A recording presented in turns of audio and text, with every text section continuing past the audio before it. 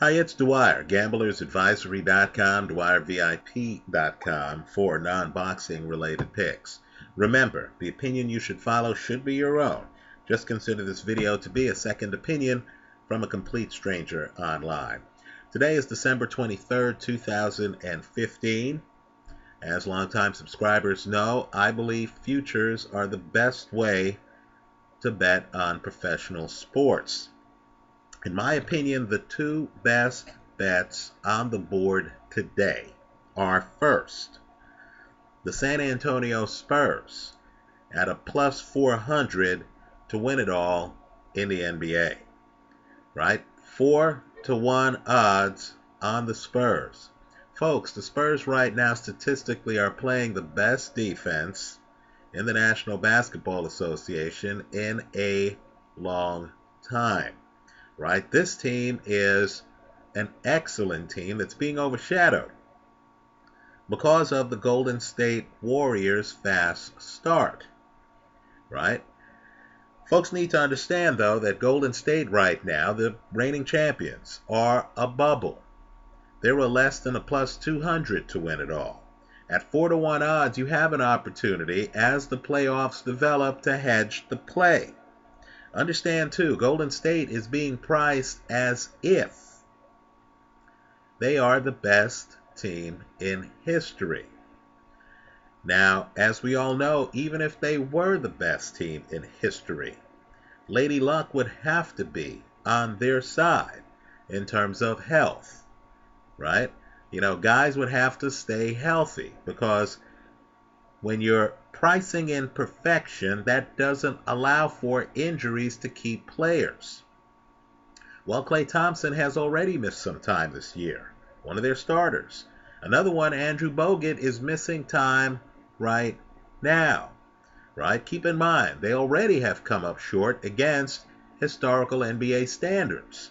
Right? The Los Angeles Lakers still have the record for most wins in a row at 33. Now people are openly talking about whether or not Golden State belongs in the same sentence as the 72-win Michael Jordan Chicago Bulls. Right? Understand, only once in NBA history has a team won 72 games.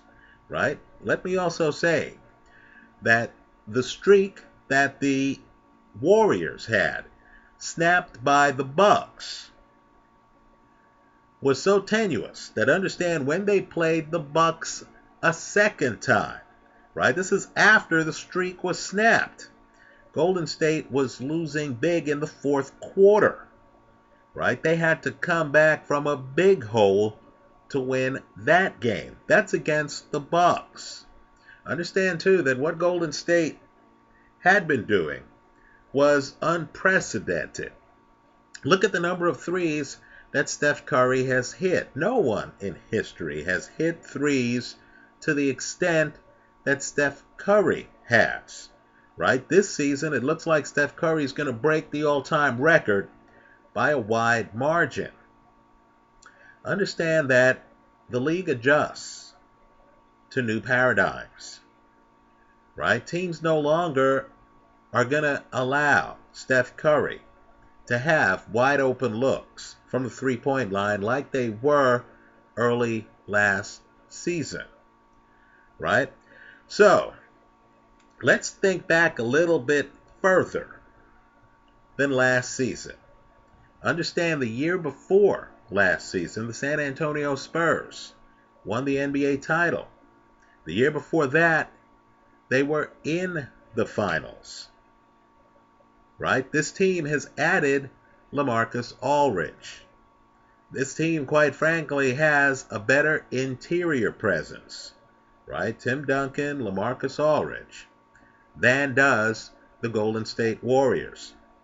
I don't know if San Antonio gets by the Warriors in the playoffs. Let's just say what I think I know is that these two teams are going to meet in the playoffs. Look around the rest of the Western Conference. Right? The Clippers, the Houston Rockets, the Portland Trailblazers, the Memphis Grizzlies, none of those teams are what they once were. right? The balance of power has shifted, right? Only OKC, in my opinion, has a chance to interfere, and even that chance, in my opinion, is a bit remote. So, one of the two best bets on the board right now, if I have a long-term vision, would be the San Antonio Spurs at plus 400. The fact that Charles Barkley got asked whether any team would do better than Michael Jordan's Chicago Bulls shows in, by the way, December, not even 3 months into the season, shows you how preposterous the hype is right now around the Golden State Warriors, right? It's very hard to repeat as champion. You need to fade the Warriors right here, right? Take the Spurs plus 400. If the Spurs play the Warriors, understand at that point, you can take the Warriors on the other side of the play, knowing that by doing so, you're guaranteeing yourself the winner of the series. In football, right? Here's another team that I'm not sure if they win it all. But at these odds, they're the best bet on the board as of December 23rd, 2015. And they are the Minnesota Vikings. Folks, the Vikings, in all likelihood, are in the playoffs, right? Understand, if Atlanta loses or Minnesota wins, they're in the playoffs, right? Understand, they play Green Bay the last game of the season. There's a chance that Green Bay, who's not going to catch Carolina, who likely is not going to catch Arizona, right? There's an open question on whether Green Bay rests players that last game.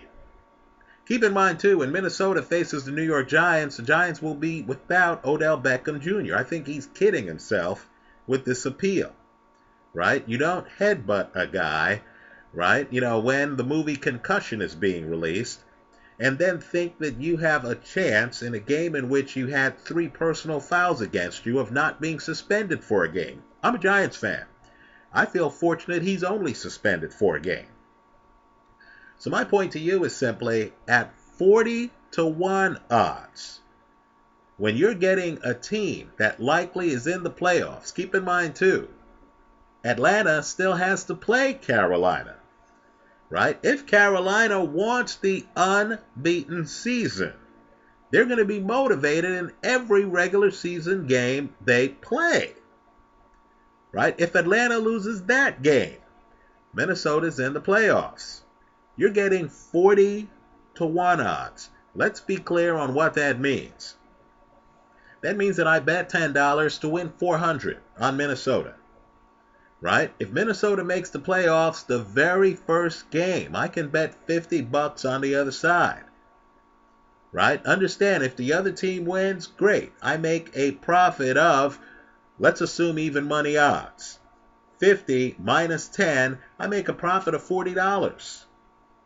If the other team loses, then I still have leverage on Minnesota going forward. In other words, I'm that much closer to cashing in on 40-1.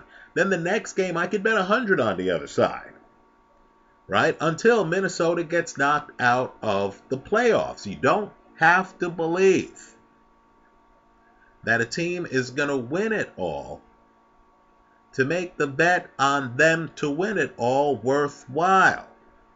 As long as when you make the bet, you understand that it's part of a hedging strategy. Right? Let's say Minnesota surprises people. Let's say Minnesota gets to the NFC Conference Finals. Let's say they play Carolina, right? Or whoever, right? You know, Seattle, whoever. The bottom line is, you know, by then you're playing with the house's money, aren't you? Because you paid $10 and Minnesota's still in play several rounds into the playoffs. So take a hard look at it. I'm not saying Minnesota is the world's strongest team. But Minnesota right now has 9 wins.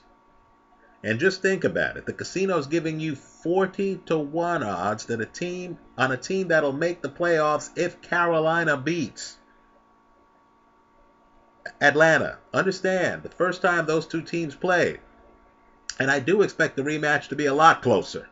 But the first time those two teams played, Carolina won 38-0. Right? Understand, too, if Minnesota just goes out there and handles its business. Right? If they beat the New York Giants. Game's in Minnesota, folks. If they beat the New York Giants and get to 10 wins, they're almost certainly in the playoffs. So, the Vikings today, 2 days before Christmas, December 23rd, at 40-1, I think this is a hedging opportunity too luscious to pass up. Right? So the two bets I'm recommending here, and understand, we're looking for value, are the San Antonio Spurs, right? A team that knows something about winning championships. Right? A team whose core is still there. Tim Duncan still there. Tony Parker still there. Manu Ginobili still there. Oh, they now have Aldridge. They now have David West. Of course, Kawhi Leonard's still there. Right? The San Antonio Spurs at plus 400. Don't you think right now the Spurs are likely to have at least a 1-4 shot of winning the championship? Don't you expect them to at least make the conference finals? I think that's a compelling value play. Also, Minnesota at 40-1 with the expectation that you're going to be in there hedging the play as it goes along. All you're doing here is buying insurance. Right? So when Minnesota plays Carolina, you can take Carolina and know that you're insured against disaster. Right? When Minnesota plays Arizona, you can take Arizona and know that you're insured against disaster. This insurance is dirt cheap at 40-1 on a team that's won 9 games and still has multiple games left to play. Anyway, that's how I see it. Let me hear from you. Let me also say this about Golden State. Understand the injury bug doesn't have to just hit players to hurt the team. Already with Golden State, you've had their championship-winning coach, Steve Kerr, injured. Believe it or not, the guy backing him up, Luke Walton, has been injured. Steve Kerr now is coming back, and he's actually presiding over practice. Right? All I'm saying is to win 72 games, and I know casinos are offering props, on whether the Warriors do that, but to win 72 games really requires the stars to align. Understand, when a loaded team, right, Jerry West, Wilt Chamberlain, when a loaded team, Gail Goodrich, won 33 in a row, understand that they didn't get to 72 games. Right? Think about it. 33 in a row. Just one streak gets them almost half of 72, right? Gets them to half of 66. And they weren't able to close the show. Right? Athletic teams with perimeter defenders, like the Milwaukee Bucks, who are not world beaters, will give the Golden State Warriors problems. I'm not saying the Warriors aren't for real. All I'm saying right now is it's a bubble. Right? Anytime you see a team in a talent-laden league go off at less than a plus 200 to win the whole thing, you need to realize that you're in Disneyland. That team is somewhat overvalued. Now, I look at the Spurs. Wow, they're clicking on all cylinders. Wow, LaMarcus Aldridge, inside of 2 months, has accepted and thrived in the San Antonio Spur way. Right? This is the opposite of the scene in Houston right now. Right? The players are all on the same page. It shows defensively.